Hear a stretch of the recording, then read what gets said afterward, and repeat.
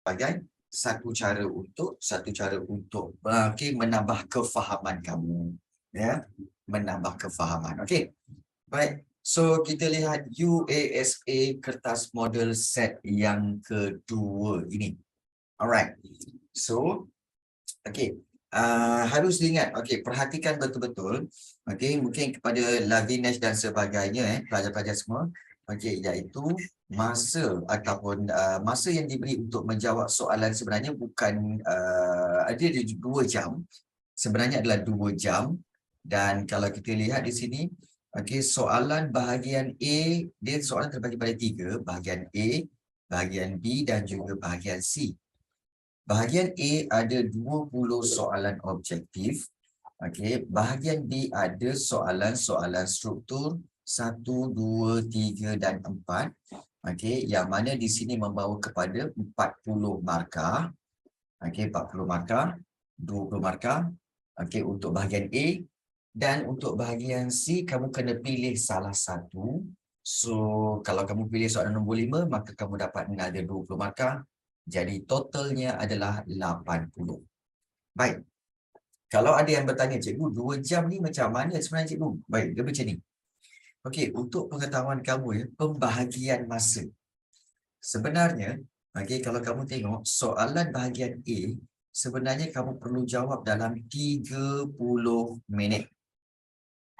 30 minit, Soalan bahagian B, setiap satu soalan, ada 4 soalan ni, sebenarnya setiap satu soalan ni kamu perlu jawab dalam tempoh 15 minit.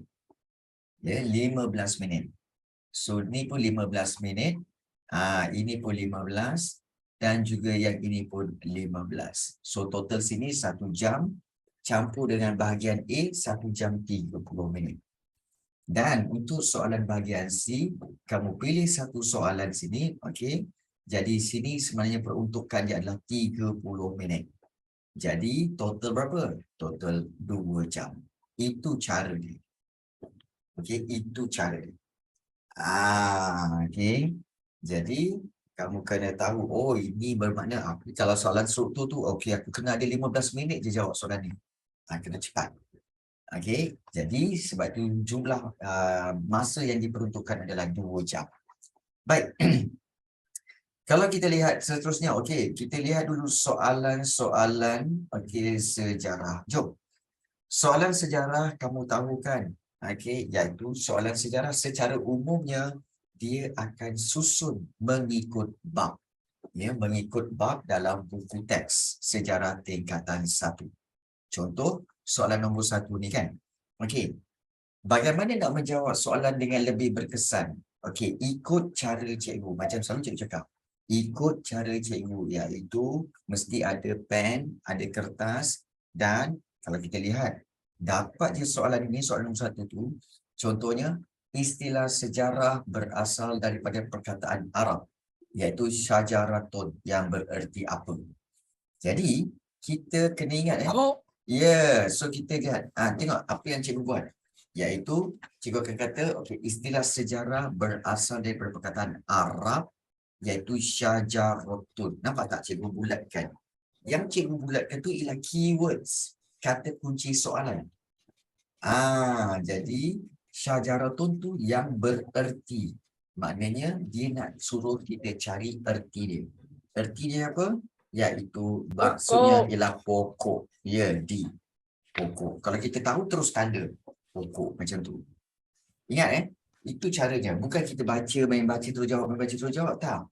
Baca, bulatkan keyword supaya kita tak salah. Tak tersalah memilih jawapan dan tak tersalah faham soalan. Okay, itu yang kita elakkan. Baik. Soalan nombor 2. Daun lontar berikut. Okey, kita bulatkan. Daun lontar berikut, maknanya gambar ni, digunakan dalam penulisan oleh masyarakat tradisional di Asia Tenggara. Baik, soalannya, apakah fungsi fungsi daun tersebut? Menutup makanan, memanaskan badan, mencatatkan maklumat atau membuat dinding rumah. Yang ini kalau kamu salah pun pening kepala. Kalau kamu salah ni memang pelik. Tahu sebab apa? Sebab kalau kamu tengok ayat yang pertama pun dia bagi tahu. Daun lontar berikut digunakan dalam penulisan. Dia dah bagi hint dah kat situ. Mencatatkan maklumat. Jadi so ianya adalah sepatutnya kalau penulisan, maknanya jawapan sebenarnya adalah mencatatkan maklumat. Wah, senang. Dia dah bagi. Sebab itu kadang-kadang soalan tu, kenapa kita kena perhati satu-satu supaya kadang-kadang ada maklumat. Kadang-kadang ada maklumat telah dikongsikan dalam soalan tu.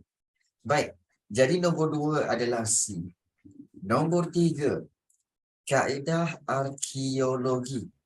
Okey, kaedah arkeologi digunakan untuk melaksanakan aktiviti gali cari di tapak penemuan.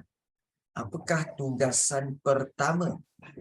Nampak tak? Tugasan pertama sebelum kerja ekskavasi dijalankan. Maknanya kamu tahu, sebelum kerja ekskavasi. Baik, apa itu kerja ekskavasi, cikgu? Kerja ekskavasi itu ialah gali cari. Ekskavasi itu ialah gali cari. So, sebelum mula menggali cari tu, apa yang dia kena buat? Dia kena terus korek je ke? Tak. Dia kena, dia kena buat apa? Iaitu dia kena, iaitu perancangan grid. Kalau ada soalan tanya, macam kamu tanyakan, cikgu, perancangan grid tu apa? Okey, katakanlah ini kawasan, yang kamu nak buat gali cari. Kawasan tanah. So dia nak mark lah tempat yang mana dia nak Ya, gali. jadi apa yang kamu buat? Kamu akan buat kotak-kotak dengan menggunakan jaring ke besi ke, dan kamu buat macam ni. Jadi ini adalah perancangan grid. Di mana kamu takkan korek semua. Kamu mula-mula korek sini dulu. Oh, sini semua tak ada apa-apa. Okey, tak apa. Kita next pergi sebelah. Okey, korek sini pula. Oh, kat sini ada jumpa benda. Ada jumpa, artifak. Okey, teruskan lagi kat sebelah. So, bermakna dia akan catatkan. Ini dipanggil perancangan grid. Ini dipanggil perancangan grid. So, soalan nombor 3 jawapannya adalah B. Ya.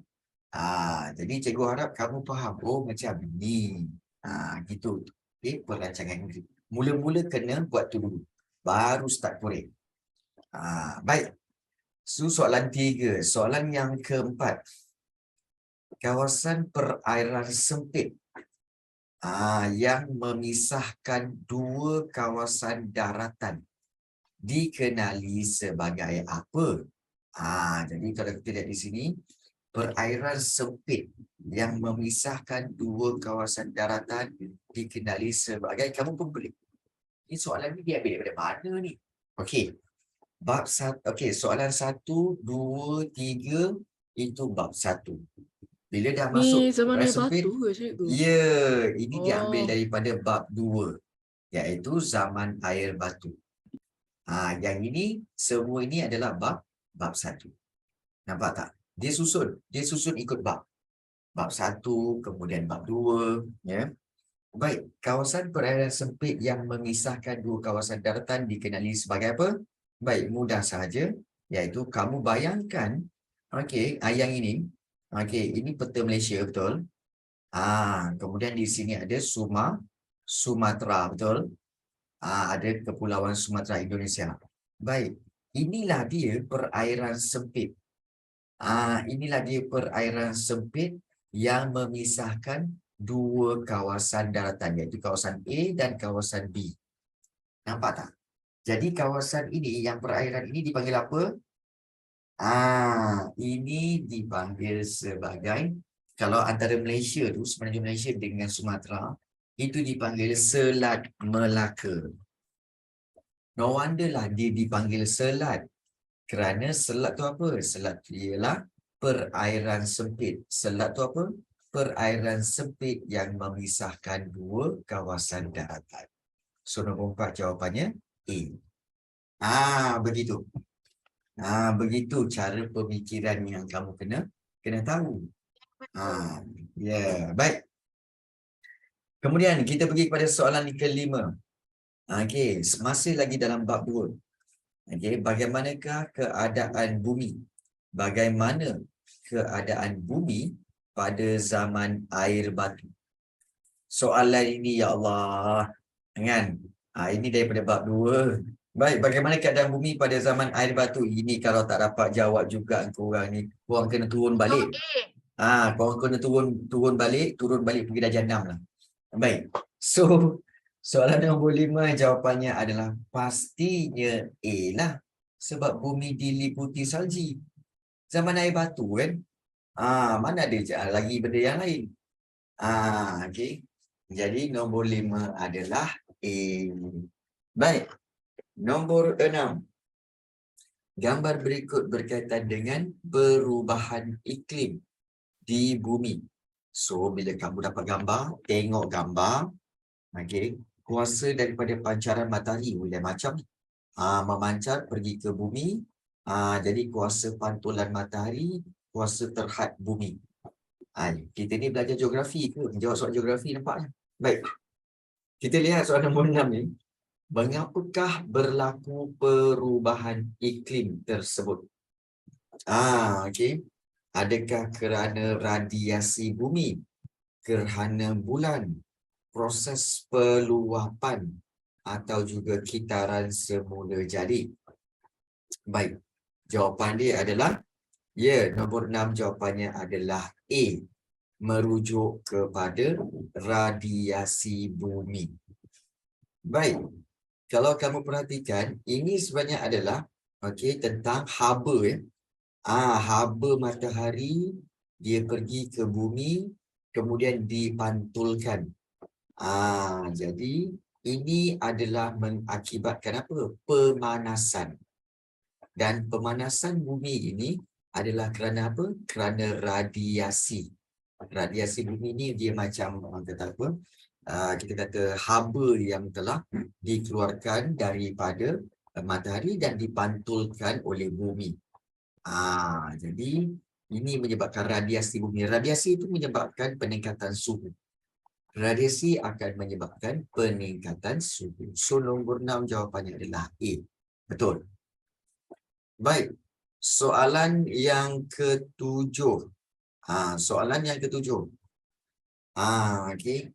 Maklumat berikut merupakan rangka manusia yang ditemui di lokasi prasejarah. Bila ada lokasi prasejarah ni bermakna kamu tahu soalan nombor 7 dah masuk bab ke-3. Bab 3 ya. Nampak tak tadi? Dia susun bab 1, bab 2, bab 3. Dia susun ikut bab. Baik. Maklumat berikut merupakan rangka manusia yang ditemui di lokasi prasejarah iaitu Peking Man. Okey, apakah lokasi? Di manakah lokasi penemuan rangka manusia tersebut? Okey. Peking Man ni sebenarnya adalah ditemui di Zhoukoudian. Di China. Dan mungkin ramai yang bertanya, cikgu, macam mana nak ingat ni Peking Man dengan Zhoukoudian ni? Baik, kamu kena tahu bahawa perkataan Peking tu, Peking tu sebenarnya nama lama Peking tu nama lama, nama baru dia sekarang dipanggil Beijing. Nama lama dia Peking, nama baru dia ialah Beijing. Beijing tu apa? Beijing tu adalah ibu negara China. Ibu negara China. Jadi, so itulah yang dimaksudkan dengan Peking Man tu. Baik. So nombor 7 adalah C. Nombor 8. Okey, maklumat berikut berkaitan dengan kegiatan ekonomi manusia pada zaman prasejarah. Kalau kita lihat pertanian, pembuatan dan pertukangan, perdagangan dan pertukaran barang. Masih lagi bab 3. Ini masih lagi bab 3 ya. Jadi kalau kita lihat apakah zaman prasejarah tersebut? Okey. So apakah zaman prasejarah tersebut? Okey, iaitu zaman Logam. Zaman logam. Betul? Betul. Kenapa zaman logam? Zaman logam ada pertanian, perbuatan, ada pertukaran barang, ada perdagangan, pertukaran barang. Ada semua tu. Okey. Kalau kita lihat di sini, sebenarnya pertanian, pembuatan ni, okey, hampir kedua-duanya ni ada. Paleolitik, Mesolitik ke? Paleolitik confirm salah. Mesolitik confirm salah. So Neolitik lah. antara Neolitik dengan zaman logam. Neolitik ke? Okey. Namun begitu, kalau kita lihat berkaitan dengan pertukangan. Ada pertukangan dan perdagangan tukar barang di sini. Pertukangan ni maksudnya apa tahu cikgu? Iaitu adanya tukang-tukang seperti tukang kayu, tukang batu. Okey, tukang kayu, tukang batu, tukang besi. Okey, tukang besi tu semua. Amin, makan apa tu? Jadi jadi jawapannya adalah zaman logam. Sebab termasuk sekali ada perdagangan, pertukaran barang. Baik. Jadi itu soalan yang ke-8. Soalan yang ke-9. Okey. Tokoh berikut merupakan cendekiawan Islam. Baik, cendekiawan ini bermaksud golongan bijak pandai.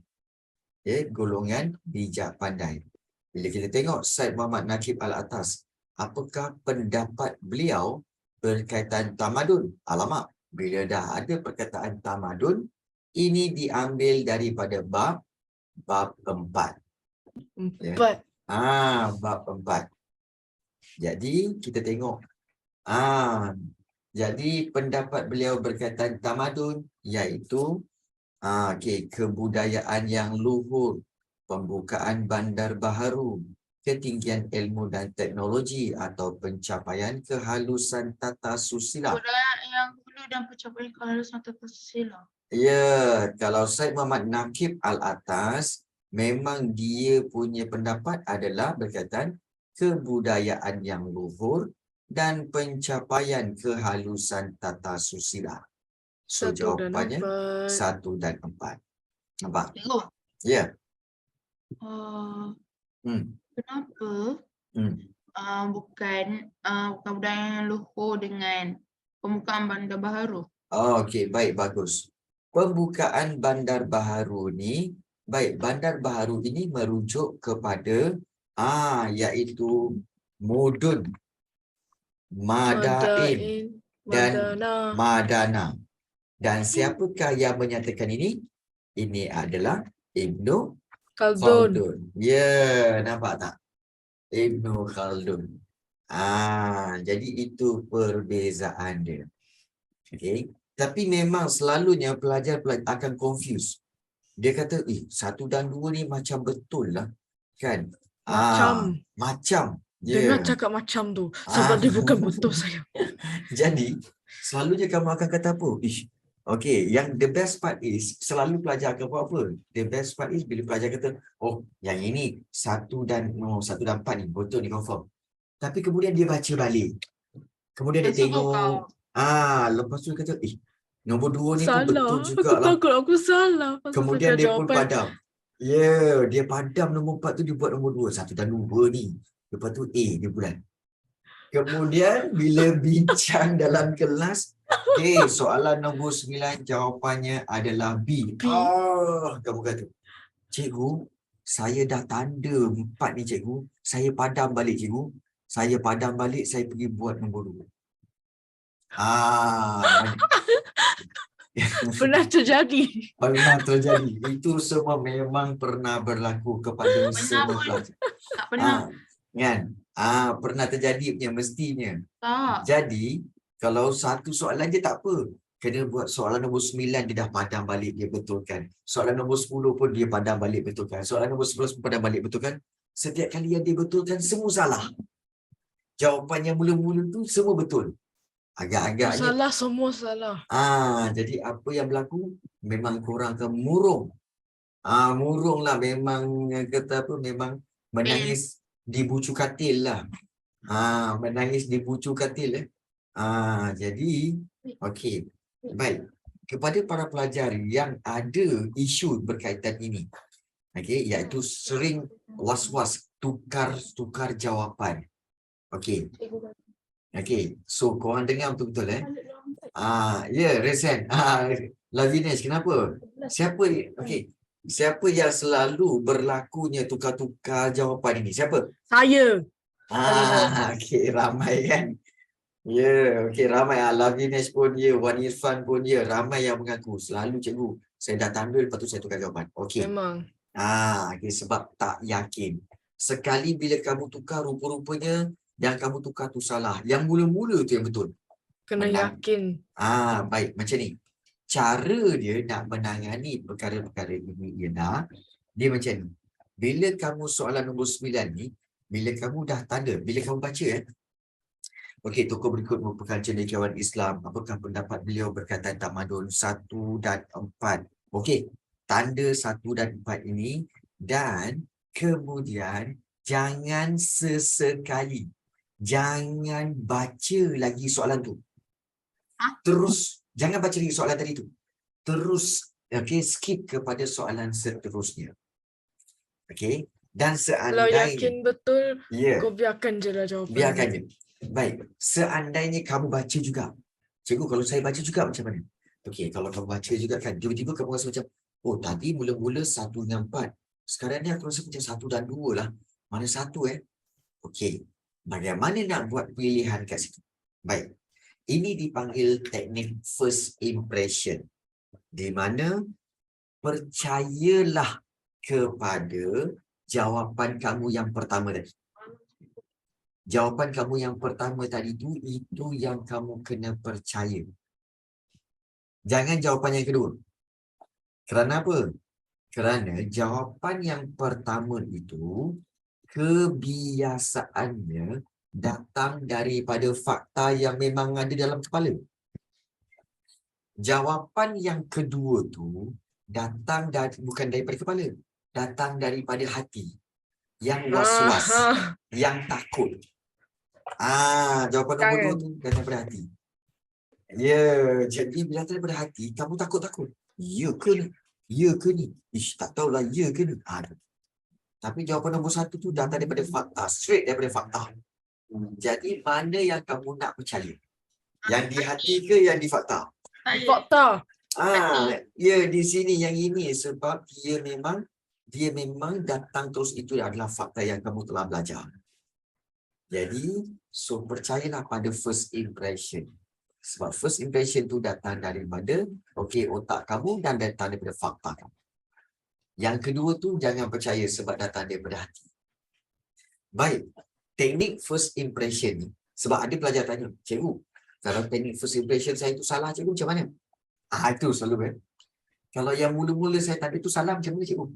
Baik, kalau kamu selalu Second praktis, impression. baik, kalau kamu selalu praktis dan yang jawapan pertama tu salah, maknanya apa? Maknanya kamu belum benar-benar memahami bab tu. Teknik first impression ini dia valid kalau kamu dah kuasai bab tu, dah faham bab tu. Tapi kalau kamu tak faham lagi, tak faham lagi, tak pandai lagi, tak ingat lagi kan, tak belajar lagi, tiba-tiba nak first impression. Itu bukan first impression bang, itu tembak. Tapi kalau bukan tembak? Kan?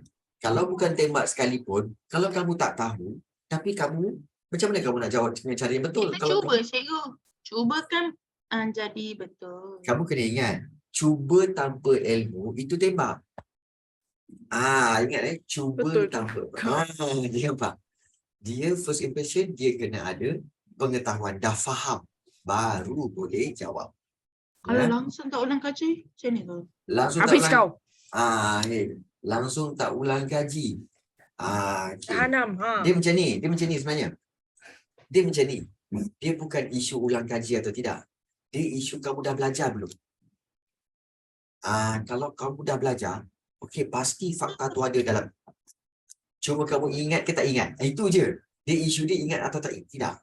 Tapi fakta tu dah ada. Dah ada dalam kepala. Cuma ingat ke tak ingat? Itu je.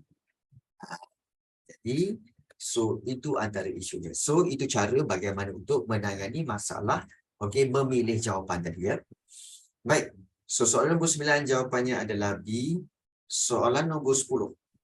Okey, mengapakah tamadun Mesir Purba diberi gelaran hadiah Sungai Nil? Alamak. Bila dah masuk soalan nombor 10 ini, kita tahu dia masih lagi bab yang keempat sebenarnya. Okey, ini masih lagi bab yang keempat ataupun mungkin bab yang kelima, tamadun Mesir Purba. Okeylah, bab 5. Okey, ini bab 5. Kita lihat di sini soalan 10, Saya mengapa rasanya tamadun Mesir? jawapan dia B.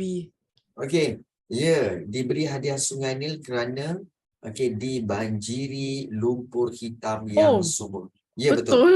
Betul. Hah? Nampak tak Arisa? Itu apa? Itu jawapan daripada fakta kan? Ah, Sebab itu first impression kamu kena percaya. First impression kamu kena percaya. Okey. Jadi nombor Okay. 10 adalah B. Baik. Betul walaupun 11. Okey, maklumat berikut berkaitan dengan komponen yang terdapat di Tamadun Yunani. Komponen yang terdapat di Tamadun Yunani iaitu Akropolis. Apakah peranan fungsi Akropolis tersebut? Pusat komuniti, tempat kediaman, tempat pertemuan atau juga pusat perdagangan? Baik, jawapannya adalah pusat komuniti. Pusat komuniti. Ingat okey. Untuk komponen tamadun Yunani ni korang masih ingat lagi tak? Iaitu dia ada macam ni, kemudian macam ni dan juga macam ni. Baik. Sebenarnya di dalam tu adalah Akropolis. Okey, Akropolis. Okey, iaitu pusat komuniti, pusat perbincangan. Pentadbir-pentadbir. Di luar Akropolis itu adalah Agora. Agora. Agora ni ialah kita kata sebagai tempat pertemuan. Tempat pertemuan orang-orang Yunani. Dan tempat kediaman juga. Dan di luar daripada Agora itu, sekeliling kawasan negara kota itu dipanggil kawasan pertanian. Ini kawasan pertanian. Jadi ini di mana cikgu? Ini semua dipanggil polis ataupun dipanggil negara kota. Ini semua adalah negara kota. Okey, negara kota mesti ada tengah-tengah Akropolis atau Agora dan di luarnya kawasan pertanian. Contoh negara kota adalah seperti Athens. Athens dan juga Sparta. Itulah dia negara kota. Nampak tak? Jadi so itu semua dipanggil polis ataupun negara kota. Baik. So nombor 11 jawapannya adalah A. Nombor 12. Okey. Okey, baik. 12. Setiap warga negara Athens, yang Athens baik. Tengok bab 11, Tamadun Yunani. Tamadun Yunani bab berapa? Bab 6. Setiap warga negara Athens ini pun bab 6. Nampak tak? Bab 6 Setiap warga negara Athens yang bermasalah boleh membuat aduan kepada Dewan Perhimpunan. Boleh buat aduan kepada Dewan Perhimpunan. Apakah kepentingan Dewan tersebut? Maknanya apakah fungsi Dewan Perhimpunan itu? Adakah menjadi tempat khidmat nasihat? Melaksanakan hal ehwal kebajikan? Atau merupakan mahkamah orang awam? Atau mempunyai kuasa menjatuhkan hukuman? Saya jawab dadu. Okey. Mempunyai kuasa menjatuhkan hukuman. Okey. Itu hati saya suruh. Hati kamu kata D mempunyai kuasa. Okey, baik.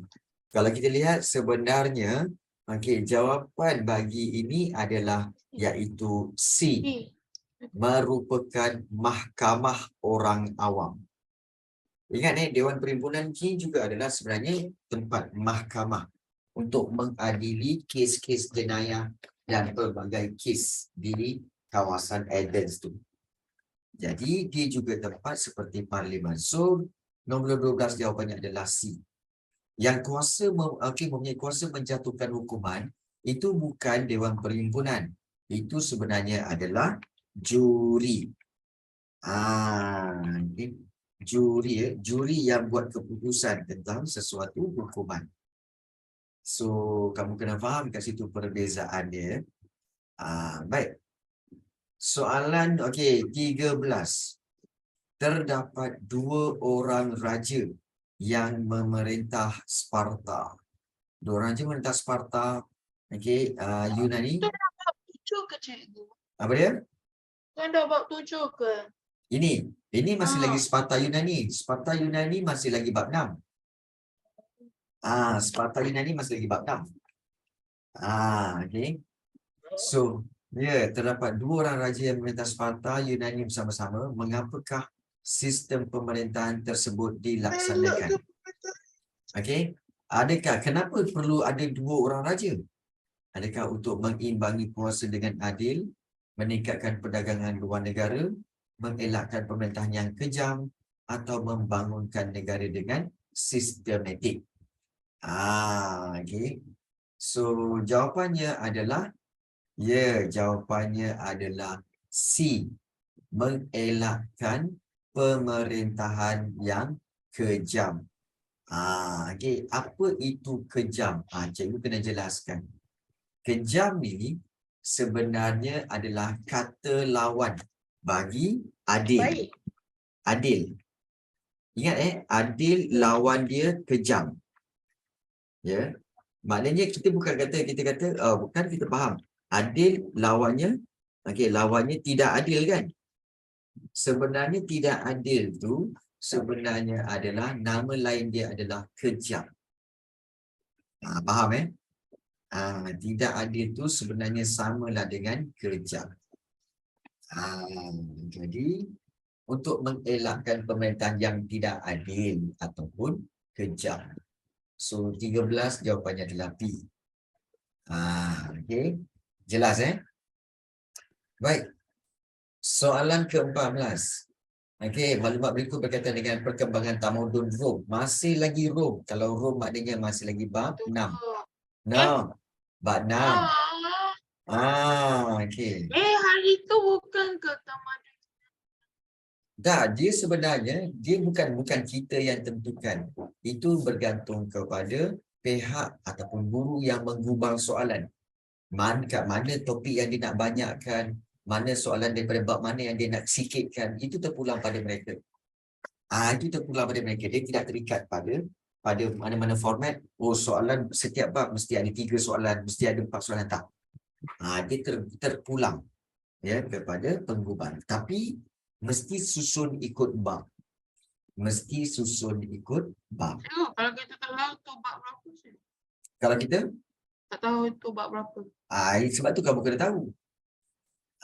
Tengok kata kunci. Sebab tu cikgu cakap, cikgu ajar. Okey, contoh macam tamadun Rom. Tamadun Rom bab 6. Kena tahu. Jadi, baik. Pax Romana. Bagaimanakah keadaan Rom pada era tersebut? Mencapai keamanan. Mencapai keamanan, kemajuan pendidikan, mengalami kemerosotan, membuka pendapatan. Baik, cikgu, saya tak faham cikgu. Pax Romana tu apa? Pax Romana itu sebenarnya maksudnya zaman kegemilangan Rom. Okay. Zaman kegemilangan Rom.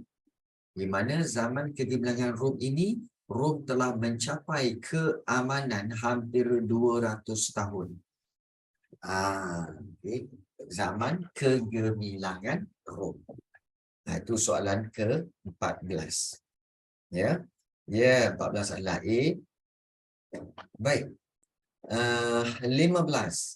Kerajaan-kerajaan Mahajanapada. Bila kita tengok Mahajanapada di tamadun India, Ini baru masuk bab 7. Nampak?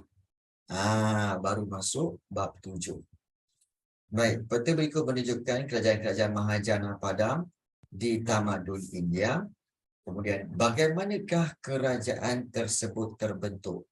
Bagaimana kerajaan tersebut terbentuk? Maknanya bukan kerajaan-kerajaan ini. Korang jangan fokus pada ini tau. Avanti, macam mana dia orang terbentuk? Bukan. Sebenarnya, dia tanya tentang apa tahu? Tentang Jana Pada, Mahajana Pada ni. Macam mana Mahajana Pada ini, yang ini Mahajana Pada ini boleh terbentuk. Itu kamu kena faham. Berluasan empire di India. Nah, bagaimana? Okey, apa itu Gabungan Mahajana Pada? kerajaan kecil. Mahajana Pada kerajaan besar, Jana Pada kerajaan kecil. Ingat Jana Pada kerajaan kecil, Mahajana Pada kerajaan besar. So macam mana kerajaan itu menjadi besar? Sebab Jana Pada yang ada ni bergabung. Okey, apa kerajaan-kerajaan kecil itu bergabung menjadi kerajaan besar. So itu yang kita kena faham. Jawapannya ialah A. Gabungan kerajaan kecil. Maknanya gabungan Jana Pada. Ya, gabungan Jana Pada. Jadi kalau kamu tanya, habis itu yang peta ni ataupun juga peta ni untuk apa cikgu? Peta ni bahan rangsangan sahaja, satu. Yang kedua, peta ni sebenarnya nak distract kamu. Nak distract kamu daripada mencari jawapan yang betul. Kalau kamu tengok gambar ni, Avanti, Kashi, Magadha, Asma ni, oh ini sebenarnya penyatuan wilayah dan daerah. Nampak tak? Sebab kamu fokus dekat peta. Kamu tak fokus kepada soalan. Soalan tanya Mahajana Pada, bukan tanya dekat peta tu. Sebab itu soalan-soalan seperti ini dia tricky. Dia tricky. Kamu kena perhatikan betul-betul. Jadi keutamaan kepada soalan. So 15 jawapannya adalah A. Baik, 16. Baik, terdapat pelbagai faktor yang mendorong tamadun India melaksanakan perluasan kuasa. Okey, apakah faktor yang mendorong tamadun India melaksanakan perluasan kuasa? Ini masih lagi bab 7. Apakah faktor tersebut? Kekuatan ketenteraan, kewangan yang kukuh, strategi yang sistematik, perundangan yang kukuh. Yang mana satu jawapan dia? B. Iaitu 1 dan 4. Okey. Fahami soalan balik, Amin. Terdapat pelbagai faktor, maknanya terdapat pelbagai sebab yang menyebabkan tamadun India melaksanakan perluasan kuasa. Perluasan kuasa ni maksudnya penjajahan, penaklukan, conquer. Penjajahan, penaklukan. Jadi, kalau penjajahan dan penaklukan, perlu dibuat, untuk apa perundangan? Undang-undang untuk apa? Dalam penjajahan tak perlu perundangan yang kukuh sebenarnya. Tak perlu. Jawapan sebenarnya apa? Kalau luaskan kuasa, mesti ada kekuatan ketenteraan. Tu. Yang kedua, mesti ada kewangan yang kukuh. Sebab apa? Sebab kewangan tu perlu untuk apa? Untuk memberi makan tentera, membeli senjata. Perlu ada kewangan yang kukuh untuk melakukan penjajahan. So 16 jawapannya adalah A. Faham situ ya? Bagus. 17. Kita lihat sini. Bila tengok Maharaja Hanwudi. Okey, kita bulatkan nama dia. Ini masih lagi bab 7. Maharaja Hanwudi telah memerintah tamadun Cina. Okey, apakah sumbangan pemerintah tersebut? Hanwudi dia terkenal sebagai maharaja yang memperkenalkan undang-undang. Yang mengetatkan undang-undang dan memperkenalkan undang-undang. Dan sumbangan beliau yang terbaik adalah sebenarnya pembukaan laluan sutera. Maknanya beliau lah yang telah memulakan laluan sutera iaitu laluan daripada China ikut jalan darat, naik gunung, turun gunung, redah sungai, okey, kemudian okey, redah hutan, kemudian turun kawasan bukit bukau, masuk salji, kawasan salji dan sebagainya, panjat bukit, gunung bagai semua kan. Daripada China sampai ke Rom di Itali. Ya. Apa tu? Kenapa bukan jawapan besi? Okey, penciptaan peralatan besi. Okey, secara umumnya peralatan besi telah dicipta sejak daripada zaman logam lagi. Betul? Zaman logam lagi dah ada. Okey, tak semestinya tamadun Cina. Jadi bukan itulah sumbangan Han Wudi. Han Wudi dia membuka laluan sutra. Baik. Soalan yang ke-18. Okey, Nabi Muhammad SAW. Bila Nabi Muhammad SAW, maknanya ini bab 8. Sejarah tingkatan 1. Nabi Muhammad SAW telah menerima wahyu pertama pada 17 Ramadan bersamaan 6 Ogos 610 Masihi. Apakah kesan peristiwa tersebut terhadap masyarakat Islam? Baik, melahirkan generasi berilmu, menggalakkan rakyat bekerja sama, membentuk warga negara berwawasan atau mewujudkan peradaban sistematik. Cikgu, macam mana nak tahu jawapan cikgu? Okey, dia macam ni je. Kamu kena tahu apa itu wahyu pertama. Apa wahyu pertama? Wahyu pertama bermula dengan ayatnya iaitu Iqra. Bacalah. Ya, Iqra ialah bacalah. Bila bacalah maknanya ia berkaitan dengan ilmu. Ya, berkaitan dengan ilmu. Jadi sebab itu jawapannya adalah A. Okey. Cikgu, Ya. ini dah 3 kali saya jawab salah jawapan dek ni. Baik, 19. Maklumat berikut berkaitan dengan jangka masa Nabi Muhammad SAW menyebarkan Islam di Makkah. Okey, ini masih lagi bab 8. Baik, jangka masa, okey, kita tahu penyebaran agama Islam secara rahsia dan secara terang-terangan.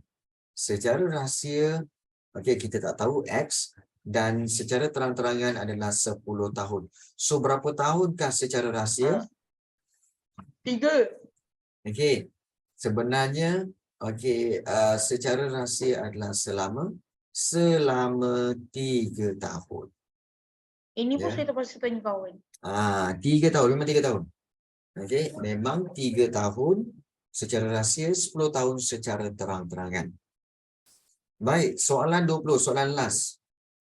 Islam menegah penindasan. Maknanya Islam menegah tu maknanya apa? Islam tu melarang.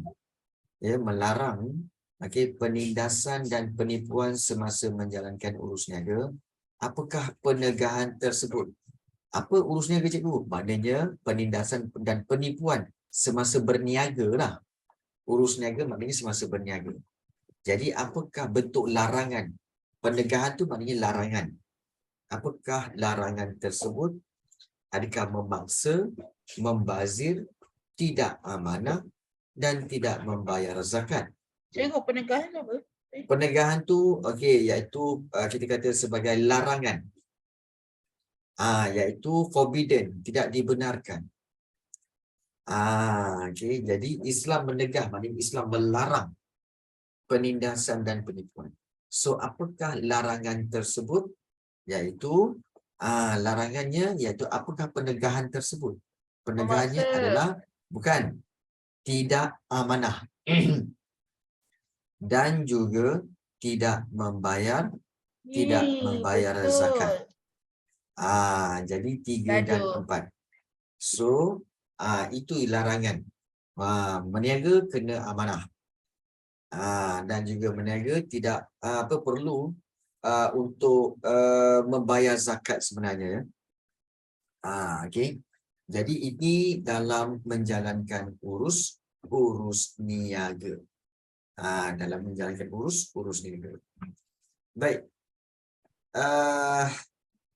Kita seterusnya kita pergi kepada bahagian B. Okey, bahagian B kita lihat. Okey, bahagian B ni pun banyak kali jawab ni. Baik. soalan yang nombor 1 ni. Okey, sejarah ditulis berasaskan kajian terhadap sumber sejarah. Nyatakan ciri-ciri sumber sejarah berikut. Ingat cikgu dah ajar kamu semua bahawa kalau kamu dapat poin, ingat soalan-soalan ini perlu dibina dalam ayat.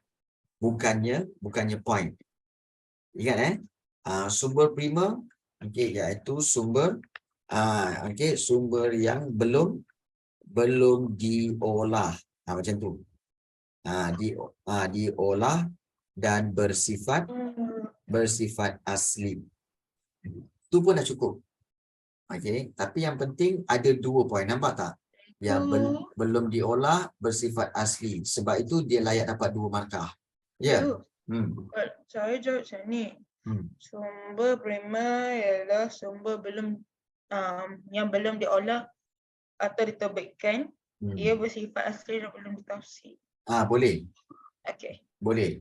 Cuma, kalau kita lihat di sini, apabila soalan-soalan tu dia dalam bentuk yang macam ni, ada I Roman, 1 Roman, 2 Roman macam ni, sebenarnya dia tak perlu bina ayat. Dia tak perlu bina ayat. Tetapi jangan buat poin. Dia kena ayat yang simple, dia tak perlu ayat yang lengkap. Begitu juga untuk sumber sekunder. Sumber sekunder adalah sumber yang telah diterbitkan Dan tersebar kepada umum. Ya, dan tersebar kepada umum. So, cukup tak ni? Cukup. Sebab dia nak 2 markah je. Dia nak bagi 2 markah. So, kamu buat macam tu. 2 markah. So, ini 1 dan ini 1. So, 2 markah. Ya.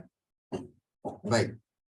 Yang ini senaraikan contoh sumber sejarah berikut. Baik, bila senaraikan kat sini, 2 markah sini, sumber prima, sumber sekunder. Jangan buat ayat, terus je. Senaraikan contoh sumber prima. Kamu bagilah. Seperti artifak ke, artifak ke, kemudian ecofak ke, mana-mana. Ataupun manuskrip. Cikgu, Ya, batu bersurat, ya. dalam contoh nak kena bagi berapa untuk soalan ni? 1 je. Oh. 1 je. Tak perlu banyak, 1 je. Kalau sumber sekunder, seperti apa? Seperti jurnal, seperti majalah, seperti akhbar. Itu salah satu. Tak perlu ambil 3-3. Ambil 1 je sebab setiap 1 tu kamu dapat 1 markah. Di sini 1, di sini 1. So, dapat 2 markah. Baik. Soalan yang C. Pada pendapat anda, mengapakah generasi masa kini perlu memelihara sumber sejarah? Pada pendapat anda, mengapa generasi masa kini perlu memelihara sumber sejarah? Baik, tengok peruntukan markah 4. Bila 4, maknanya kamu kena bagi 4 isi. Ingat kena bagi 4 isi, sama ada 2 fakta atau 2 huraian, ataupun 4 fakta. 2 fakta, 2 huraian ataupun 4 fakta. Pun boleh mana-mana. Baik. So, sebelum kamu mulakan ayat jawapan tu, kamu cari fakta dulu.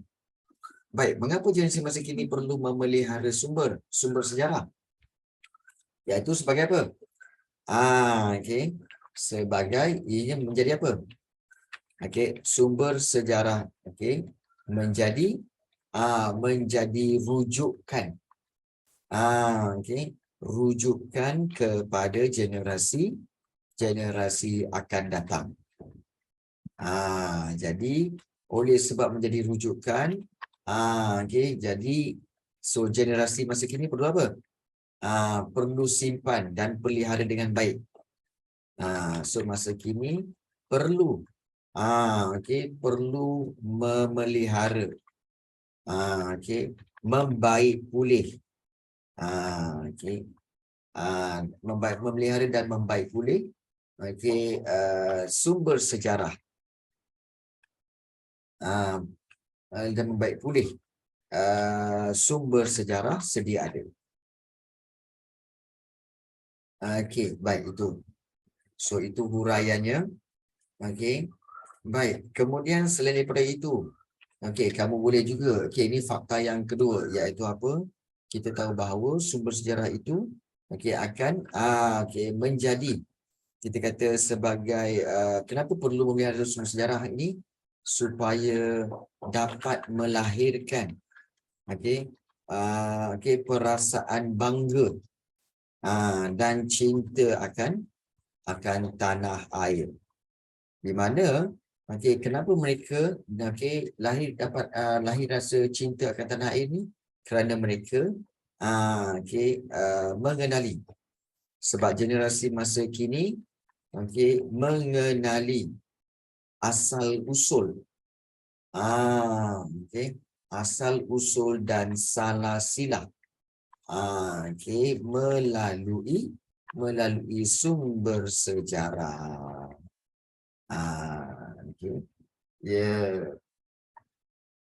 Jadi ini dapat melahirkan perasaan bangga dan cinta akan tanah air. Sebab itu penting untuk memelihara sumber sejarah. Jadi macam mana nak mula ayat? Ayat kena mula dengan pada pendapat saya. Ingat ayat jawapan mesti mula dengan ayat daripada soalan. So pada pendapat anda, pada pendapat saya, ambil balik ayat soalan tu, generasi masa kini perlu memelihara sumber sejarah kerana kemudian masuk kepada fakta pertama, kerana sumber sejarah menjadi rujukan kepada generasi akan datang. Titik. Ingat jangan buat ayat panjang-panjang. Kerana contohnya sumber sejarah menjadi rujukan kepada generasi akan datang. Okey, baik. Generasi akan datang. Titik. Jangan kedekut titik. Titik pun korang ni kedekut. Benda lah, bagi je lah. Kemudian Mana ada? Kemudian ayat seterusnya kamu sambung je. Baca. Generasi masa kini perlu memelihara dan membaik pulih sumber sejarah. Kita kata sebagai oleh itu oleh itu kita kena guna penanda wacana. Cikgu lupa penanda wacana. Oleh itu generasi masa kini perlu memelihara dan membaik pulih sumber sejarah sedia ada. Sejarah sedia ada. Titik. Baik. So itu antara kita kata sebagai jawapan yang kita boleh gunakan. Baik. Kemudian yang itu kan cukup tak ini? Tak cukup. Ini baru 2 markah. Soalan nak bagi 4 markah. Ingat kalau dia nak bagi 4, kamu buat 4. Kan? Jangan kedekut. Dia nak bagi markah tu, kau pula kedekut bagi fakta. Kan? Jadi jangan kedekut. Jadi kita sambung. Habis ayat yang kedua macam mana cikgu nak sambung? Baik, kita guna penanda wacana. Selain itu, begitu. Ya, selain itu. Begitu. Okey, iaitu kita ambil balik ayat soalan tu. Generasi masa kini perlu memelihara sumber sejarah agar dapat sambung kepada fakta yang kedua tu, melahirkan perasaan bangga dan cinta akan negara. Okey. Itu baru yang ketiga. Huraian tambah. Kita kata bahawa baik, generasi masa kini akan mengenali asal usul dan salah silap melalui sumber sejarah. Titik. Jadi Kalau kita lihat dengan itu, maka kita telah buat satu ataupun kita kata telah buat satu jawapan perenggan yang ringkas tapi ada jawapan yang lengkap. Iaitu sumber sejarah menjadi rujukan pada generasi akan datang. Satu, perlu memelihara dan memperbaiki sumber sejarah sedia ada. Generasi masa kini perlu memelihara sumber sejarah agar dapat lahirkan perasaan bangga dan cintakan negara. Dua, tiga. Dan generasi masa kini akan mengenali asal-usul dan salah-silah melalui sumber sejarah. Empat. Jadi jawapannya, okey, kamu dapat markah 4. Okey, so ini caranya. Bina ayat yang sempurna. Ini juga yang digunakan semasa kamu buat soalan esei. Ya, soalan esei pun kena buat macam ni, ya.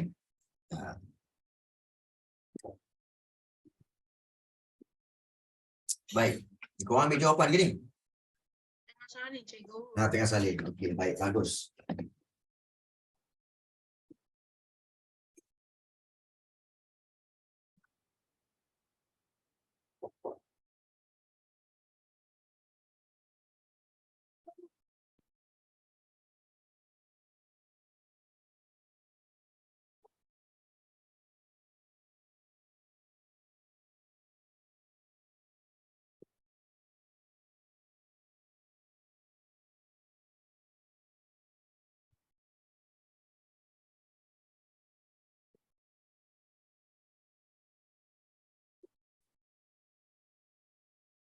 Dah, Belum.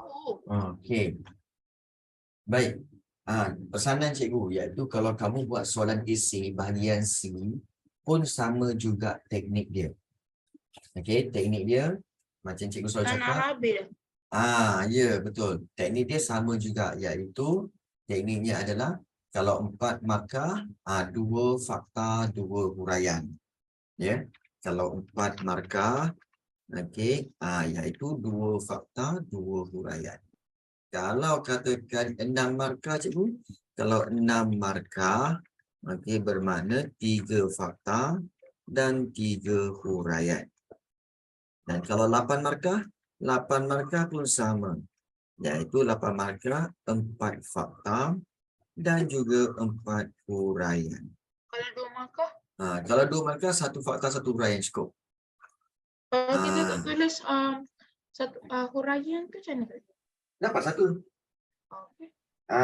Dapat 1. Ingat okey, baik, bagus. Bagus soalan ni. Cikgu, kalau 8 markah, letak 8 fakta je boleh. Boleh. Kalau kamu katakan, okey, ini pilihan Yang cikgu syorkan ini adalah 4 markah semua kan. So 2 fakta 2 huraian. Cikgu, tak ada cara lain. Ada? Kalau kamu nak buat contoh kan 4 markah tu. Kamu nak buat, saya nak bagi 4 fakta je cikgu. Boleh? Boleh. Kalau kamu nak buat okey. Dia kata tak ada huraian. Dia tak nak bagi huraian sebab dia tak ingat. Dia ingat fakta je. Boleh? 6 fakta pun boleh. Kalau katakan 8 markah, saya bagi 8 tu fakta. Boleh? Boleh? Cuma kena ingat, lagi banyak fakta yang kamu berikan, bermakna lagi banyak fakta yang kamu kena ingat. So, adalah lebih mudah untuk ingat sedikit fakta dan kemudian buat huraian. Baik. So, ada yang kata, kalau contoh macam mana cikgu? Baik, contoh pun boleh. Okey, contoh pun boleh. Okey. Tapi kita lihat contohnya macam kita kata 4 fakta ni kan. So kamu mungkin buat okey 2 fakta, 1 fakta. Bukan. 2 fakta. Okey, 2 fakta, kemudian satu huraian dan kemudian 1 contoh. Boleh? Boleh. Okey. 1 huraian dan 1 contoh. Boleh? Dapat juga 4 markah. Pun dapat. Kalau kamu tekan 6 fakta, kamu buat 6 markah ni kan. Kamu buat 2 fakta, kemudian 2 huraian dan kemudian 2 contoh. Pun boleh. Okey. Kalau katakan 8 fakta, 8 markah. Okey, 8 kita katakan bahawa dia boleh. Okey, 3 fakta, kemudian kamu buat 3 huraian, dan kemudian kamu tambahkan dengan 2 contoh. Boleh? Tapi kalau soalan kamu tanya, dekat mana contoh tu nak letak, itu terpulang kepada kamu. Contoh tu biasanya letakkan sama ada, sama ada di tengah. Baik. Sama ada di tengah ataupun di bawah. Biasanya kamu buat macam ni kan? Korang tengok biasanya kamu buat ayat. Kamu buat ayat macam ni kan? Baik. Mula-mula biasanya kamu buat yang ini, mula-mula adalah fakta dulu. Ya betul. Kemudian kamu akan buat huraian. Kemudian kat sini kamu akan buat contoh. Betul? Contoh. So kat sini contoh. Contoh 1. So ada cara lain tak cikgu? Boleh. Cara lain selain daripada ini, kamu juga boleh buat seperti fakta 1, contoh 1 dulu, kemudian baru huraian pula 1. Huraian pula 1 macam tu. Boleh mana-mana. Boleh mana-mana. Dia tidak terikat. Sebenarnya jawapan sejarah dia tidak terikat pada format. Tetapi perlu diberikan susunan yang baik. Supaya memudahkan kamu, untuk memudahkan guru kamu untuk menanda markah. Jadi penting untuk kamu buat macam tu. So itu show cikgu supaya kamu semua faham jelas tentang bagaimana untuk jawab soalan-soalan tu. Boleh faham kepada Wan Irfan? Boleh itu contoh soalan sana. Baik, bagus. Baik, begitu juga macam soalan nombor 2. Soalan nombor 3 juga kamu boleh ambil. Soalan nombor 4 juga. Soalan senang-senang lah sejarah. Soalan senang sebenarnya. Dan yang mungkin merisaukan kamu adalah soalan yang bahagian C ni. Baik, untuk bahagian C, kalau kamu dikendaki jawab mana-mana satu soalan. Bahagian yang ini, jawab satu soalan ini, sila pilih soalan yang kamu boleh jawab semua. Contohnya, Tamadun Indus ni kan nombor 5. Baca dulu.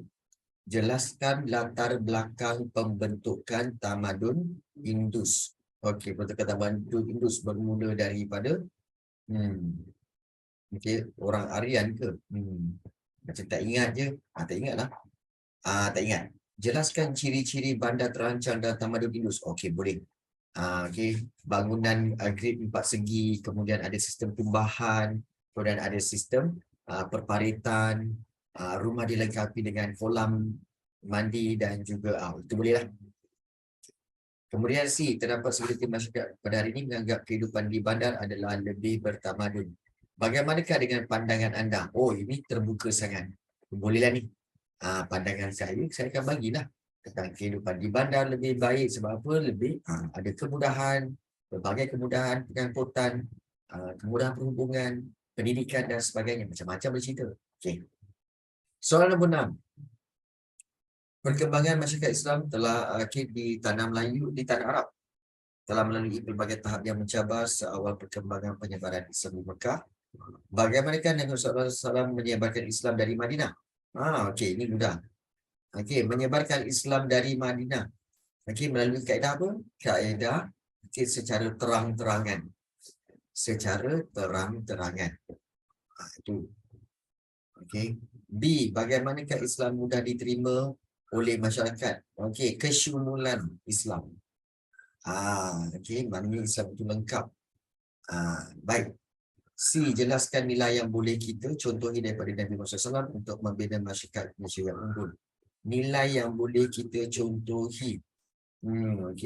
So nilai-nilai maknanya nilai murni yang boleh kita contohi.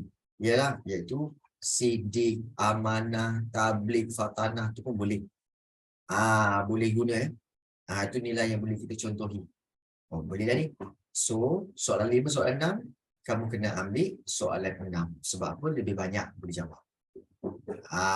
Kalau soalan 5 yang kamu tu tinggalkan. Cikgu. Ya. Tapi saya jawab nombor 5. Tapi saya jawab nombor 5. Kalau kamu nak jawab nombor 5 pun boleh, tak ada masalah.